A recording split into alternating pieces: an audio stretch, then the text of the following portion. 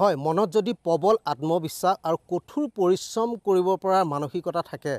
তেনেহ'লে সেইজন ব্যক্তিয়ে যিকোনো কৰ্ম কৰি সফলতা অৰ্জন কৰিব পাৰে কাৰণ মই এই কথা এই কাৰণে উল্লেখ কৰিছোঁ যে এগৰাকী খেতিয়কে এইবাৰ 15 আগষ্টৰ দিনা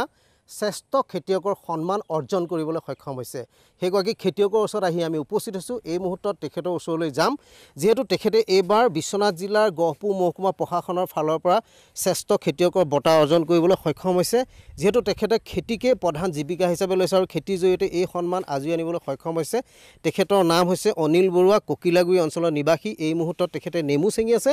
আৰু তেখেতে কি খেতি কৰি আসলতে সফলতা অৰ্জন কৰিব পাৰিছে সেয়াও আমি দেখুৱাব বিচাৰিছোঁ ওচৰতে একেবাৰে চাপৰ অৱস্থাত অমিতা আছে অমিতা খেতি কৰি তেখেতে যথেষ্ট লাভৱান হ'ব পাৰিছে বুলি আমি ধৰিব পাৰিছোঁ খুব কম চাপৰ অৱস্থাতে অমিতা লাগিছে অনিল বৰুৱাৰ ওচৰলৈ আমি যাম যেহেতু তেখেতে এবাৰ এই সন্মান লাভ কৰিবলৈ সক্ষম হৈছে আপোনাৰ ওচৰলৈ আহিছোঁ আমি কথা পাতিব বিচাৰিম অলপ উঠি দিলে ভাল হ'ব আপুনি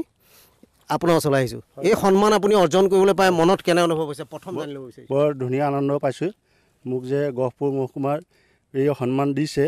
তাৰ কাৰণে মই নথৈ সুখী তেনেধৰণে মই আৰু তেনেকুৱা কৰিব পাৰিম তেনেকুৱা ইমান ধুনীয়া হাঁহ পাইছোঁ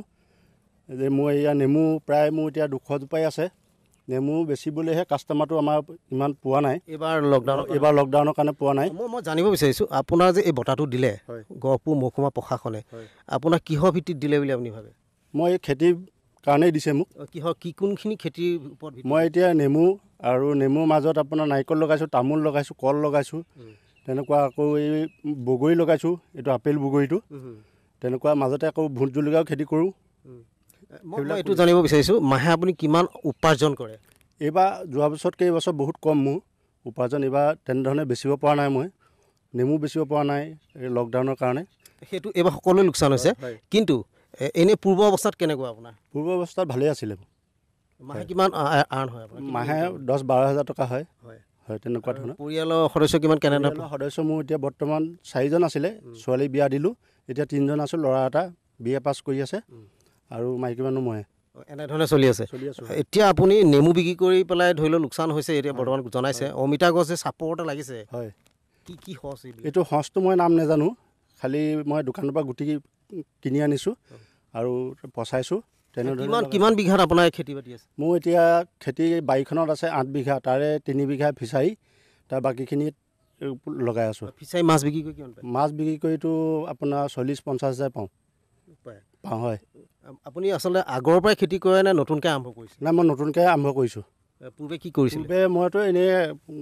ধান খেতিয়ে কৰোঁ চাকৰি বাকৰি নাই যেতিয়া ধান খেতিয়কে আৰু আপুনি কি ক'ব বিচাৰে যে আপুনি যিহেতু এই বঁটাটো অৰ্জন কৰিবলৈ সক্ষম হৈছে সন্মানটো আনিবলৈ সক্ষম হৈছে বহুত কৃষক আছে গহপুৰত কিন্তু তাৰ মাজত আপুনি নিৰ্বাচিত হৈছে নিৰ্বাচিত হৈছোঁ ছাৰসকলে চাইছেহি বাৰীখন কোন আহিছিলে আপোনাৰ চাবৰ কাৰণে DC ছাৰো আহিছে ADO ছাৰ আহিছে DO ছাৰ আহিছে বিশ্বনাথ জিলা উপায়ুক্ত আহিছে তেনেকৈ আহি চাই গৈছে বাৰীখন তেতিয়া মোক পিঠিত ঢকিয়াই কৈছে ভাল কৰিছা এনেকৈ আৰু কৰিবা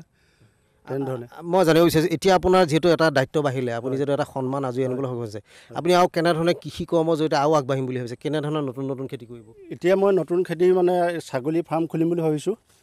ঘাঁহ লগাইছোঁ নেফিয়া ঘাঁহটো ছাগলী পুহিম বুলি ভাবিছোঁ নেফিয়া ঘাঁহটো এই পথাৰত মানে এতিয়া ধান খেতি কৰি ইমান উপাৰ্জন নহয় সেইকাৰণে মাটিটো বাম কৰি এই হেৰি লগাই আছোঁ নেফিয়া ঘাঁহ লগাই আপোনাৰ পৰা এটা গুৰুত্বপূৰ্ণ কথা জানিব বিচাৰোঁ যিসকল নতুনকৈ আমাৰ নিবনুৱা যুৱক আহিব খেতি কৰিবলৈ তেখেতসকলৰ ওপৰত আপোনাৰ কি মন্তব্য থাকিব তেনেধৰণে মই সিহঁতকো শিকাইছোঁ যে এইটো এনেকুৱা কৰিলে এনেকুৱা হ'ব তহঁতি এতিয়াতো চাকৰি বাকৰি পটকৈ পাবলৈ টানেই গতিকে এইবিলাক কৰিলেই তহঁতি চলিব পাৰিবি ভৱিষ্যতে যিহেতু চৰকাৰী চাকৰিটো সকলোৱে পোৱাটো সম্ভৱ নহয় মানে কিমান সময় দিয়ে আপুনি খেতি বাতি দিনটো প্ৰায় লাগিয়ে থাকোঁ বুলি ক'ব পাৰি আৰু বাৰীতে সোমাই থাকিবলৈ মন যায় ওলাবলৈ মনে নাযায় দেখোন ভাল লাগে ন ভাল লাগে হয় তাতে ইমান এটা সন্মান আজৰি আনিবলৈ সক্ষম হৈছে হয় মোক এতিয়া লগৰ গাঁৱৰ ল'ৰাবিলাকে নগ'লে বেয়াই পায় মই